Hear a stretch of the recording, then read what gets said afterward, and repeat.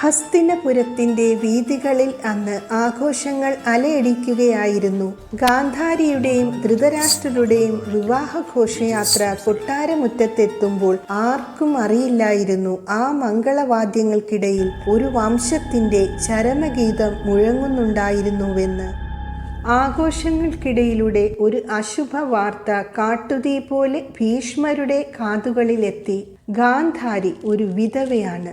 ജാതകദോഷം മാറ്റാൻ മുമ്പ് ഒരു ആടുമായി അവളുടെ വിവാഹം നടത്തിയിരുന്നു എന്ന സത്യം ഭീഷ്മരെ ക്രോധാഗ്നിയാക്കി. കുരുവംശത്തിൻ്റെ പരിശുദ്ധിയിൽ വീണ ആ കരിനിഴൽ ഗാന്ധാര രാജാവായ സുബാലന്റെ ചതിയായി അദ്ദേഹം കണ്ടു. ഭീഷ്മർ ഒരു ക്രൂരമായ തന്ത്രം മെനഞ്ഞു. പുറം ലോകം അറിഞ്ഞത് ഗാന്ധാര രാജാവിനും കുടുംബത്തിനും വേണ്ടി കൊട്ടാരത്തിനുള്ളിൽ വിപുലമായ വിരുന്നു സൽക്കാരം നടക്കുന്നു എന്നാണ്. എന്നാൽ യാഥാർത്ഥ്യം മറ്റൊന്നായിരുന്നു. സായുധരായ ഭടന്മാരെ കാവൽ നിർത്തി അവർ താമസിച്ചിരുന്ന കൊട്ടാര ഭാഗത്തെ അദ്ദേഹം ഒരു തടവറയാക്കി മാറ്റി. പുറത്തുനിന്ന് നോക്കുന്നവർക്ക് അവർ ആദരിക്കപ്പെടുന്ന അതിഥികൾ, എന്നാൽ അകത്ത് അവർ ശ്വാസം മുട്ടുന്ന തടവുകാർ. ആരും അറിയാത്ത ആ വിധിയിൽ അവർ കൊല്ലാതെ കൊല്ലപ്പെടുകയായിരുന്നു. വിരുന്നിനെത്തിയവർക്ക് ലഭിച്ചിരുന്ന ആഹാരം ഓരോ ദിവസവും കുറഞ്ഞു കുറഞ്ഞു വന്നു. ഒടുവിൽ ഒരു നേരത്തെ വിശപ്പടക്കാൻ പോലും തികയാത്ത ഒരാൾക്ക് മാത്രം കഴിക്കാനുള്ള ആഹാരം മാത്രം ആ മുറിയിലേക്ക് എത്തിത്തുടങ്ങി. മരണം പടിവാതിൽക്കൽ നിൽക്കുന്നുവെന്ന് തിരിച്ചറിഞ്ഞ സുബാലൻ തൻ്റെ പുത്രന്മാരെ നോക്കി വിറയ്ക്കുന്ന സ്വരത്തിൽ പറഞ്ഞു, നമ്മളെ ഓരോരുത്തരായി പട്ടിണിക്കിട്ട് കൊല്ലാനാണ് ഭീഷ്മരുടെ ഭാവം. പുറം ലോകം കരുതുന്നത് നമ്മളിവിടെ സുഖവാസത്തിലാണെന്നാണ്. ഈ ആഹാരം കൊണ്ട് നമ്മൾ ആരും രക്ഷപ്പെടില്ല. പക്ഷേ നമ്മുടെ വംശത്തെ വേരറുത്തവരോട് പ്രതികാരം ചെയ്യാൻ ഒരാൾ ബാക്കിയുണ്ടാകണം. നമ്മളിൽ ഏറ്റവും ബുദ്ധിമാൻ ശകുനിയാണ്. നമ്മുടെ വിഹിതം അവൻ കഴിക്കട്ടെ, അവൻ ജീവിക്കട്ടെ നമുക്ക് വേണ്ടി. ശകുനിയുടെ കൺമുന്നിൽ ഓരോ സഹോദരന്മാരും വിശന്നു പൊരിഞ്ഞ് വെറും അസ്ഥികൂടങ്ങളായി മരിച്ചു വീണു. ഒടുവിൽ ആ ഇരുട്ടറയിൽ ബാക്കിയായത് ശകുനിയും വാർദ്ധക്യത്താൽ തളർന്ന സുബാലനും മാത്രം. മരണക്കിടക്കയിൽ വെച്ച് സുബാലൻ ശകുനിയെ അരികിലേക്ക് വിളിച്ചു. അപ്രതീക്ഷിതമായി തൻ്റെ കയ്യിലിരുന്ന വടികൊണ്ട് ശകുനിയുടെ കണങ്കാലിൽ സുബാലൻ ആഞ്ഞടിച്ചു. എല്ലുപൊട്ടുന്ന ശബ്ദം ആ മുറിയിൽ ഭീകരമായി മുഴങ്ങി. വേദന കൊണ്ട് പുളഞ്ഞ ശകുനിയോട് ആ പിതാവ് അന്ത്യശാസനം നൽകി. മകനെ, ഓരോ ചുവട് വയ്ക്കുമ്പോഴും ഈ വേദന നിന്നെ ഭീഷ്മരുടെ ക്രൂരത ഓർമ്മിപ്പിക്കണം. നിന്റെ ഉള്ളിലെ പ്രതികാരം ഒരു തീജ്വാലയാകണം. അതിൽ കുരുവംശം മുഴുവൻ ഭസ്മമാകണം.